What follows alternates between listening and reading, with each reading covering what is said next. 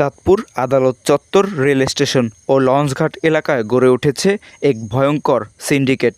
এর মূল হোতা কোট দালাল ও অজ্ঞান পার্টি খ্যাত মুক্তা আক্তার। মুক্তা এ পর্যন্ত 17টি বিয়ে করে স্বামীদের ব্ল্যাকমেইল করেছেন। 2023 সালে ওমর ফারুক নামে এক ব্যক্তি তার দালালি প্রত্যাখ্যান করায় তাকে অপহরণ ও নির্যাতন করা হয়। পরে মিথ্যা ধর্ষণ মামলায় পুলিশ প্রভাবে 26 লাখ টাকা হাতিয়ে নেওয়া হয়। 2026 সালে এই ভুক্তভোগী পুনরায় অপহরণের শিকার হন। আসসালামু আলাইকুম, আমি মোহাম্মদ ওমর ফারুক, চাঁদপুর হ্যামচর আলগি বাজার।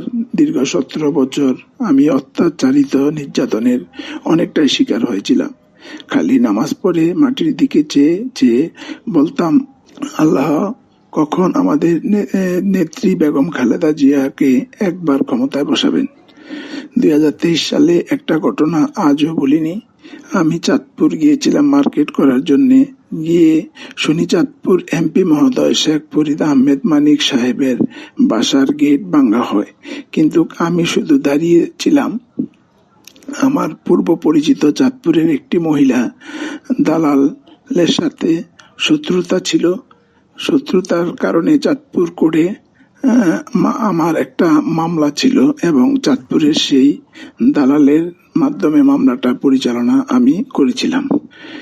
সে আর কেউ ছিল না, মহিলা মুক্তা যুবলীগ করত। তার কাছ থেকে পরবর্তীতে আমি মামলা নিয়ে আসি। সে বিভিন্ন বাহানা দিয়ে আমার কাছ থেকে টাকা চাইতো। আমি এত টাকা দিতে পারতাম না, তাই মামলা নিয়ে আমি মামলা নেওয়ার জেদ ধরে পরবর্তীতে আমাকে অক্ষত ভাষায় গালাগালি করে। আমি কিছু করিনি। হঠাৎ একদিন আমাকে চাঁদপুর সদর শেখ ফরিদ আহমেদ মানিক সাহেবের বাসার সামনে পেয়ে একা কলার ধরে টেনে নিয়ে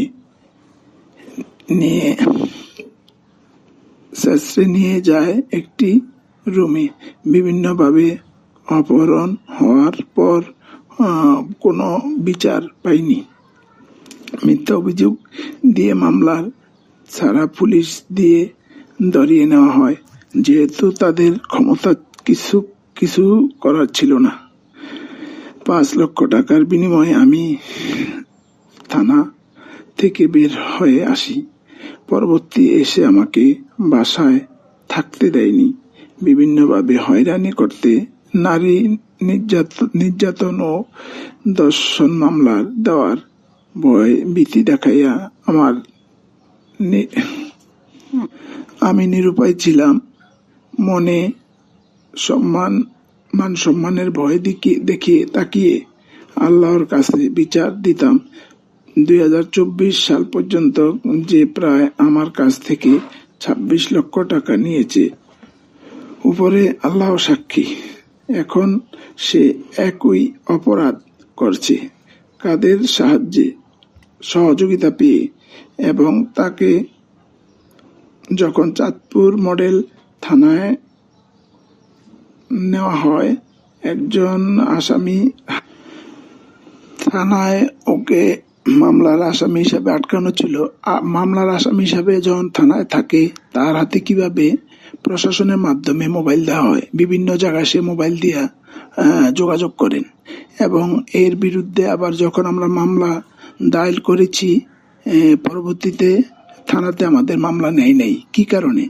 2023 সাল থেকে যা শুরু করেছে, এখন 2026 সালেও সেই ক্ষমতা কোথায় পায়? কারা তাকে শেল্টার দেয়? বিএনপির আমলে। আমি এটা জাতির কাছে জানতে চাই, জাতির কাছে বিচার দিলাম। মুক্তার 2 ভাই হিজড়া ও মাদকাসক্ত 2টি গ্যাং চালান। তার সিএনজি চালক বাবা স্টেশন থেকে টার্গেট করা যাত্রীদের তুলে অজ্ঞান করে মুক্তার আস্তানায় নেন। সেখানে আপত্তিকর ছবি ভিডিও ধারণ করে সর্বস্ব লুটে নেওয়া হয় এবং পরেই ব্ল্যাকমেইল করে মোটা অঙ্কের টাকা দাবি করা হয়। ক্ষমতা পরিবর্তনের পর এখন তিনি নিরীহ মানুষের আওয়ামী লীগের কর্মী বানিয়ে ফাঁসানোর ভয় দেখিয়ে টাকা তুলছেন। সম্প্রতি তার কিছু অপরাধের ভয়েস রেকর্ড ফাঁস করা হয়েছে। সব কিছু হইব, ওইটা আমরা আস্তে ধীরে ওই মেয়েরে দিয়া মামলা দেওয়ামু। ধৈর্য ধারণ কর, কারণ মামলা দিমু টাকা মোটা অঙ্কে খাওয়ার লিগা। কথা তো বুঝস না, শুধু চিল্লাস, একটু আমার ডো নিস। টাকা এর কাছ থেকে এই একবারে কি কচুর টাকা খাইছ, ধৈর্য ধর, আস্তে আস্তে এর ভাঙ্গিয়া খাবি, খাইতে পারবি। শুধু মনে করিস না আফার লগে এমন কোনো কাম করিস না যে মনে করছে মন চাইবো না যে তোরা ডাকলো তোর কাছে যাই বা কিছু। হ্যাঁ, আগে এই যে তোগোটা লইছ আমারটা লওয়ার পরে তুই দেখ আমি তোর সিস্টেমে আমি আর তুই কেমনি টাকা খামো। তুই এসে কবি যে আফা স্বীকার করতে হইব যে আমনে চাঁদপুর অনলি ওয়ান কইস, তুই কবি।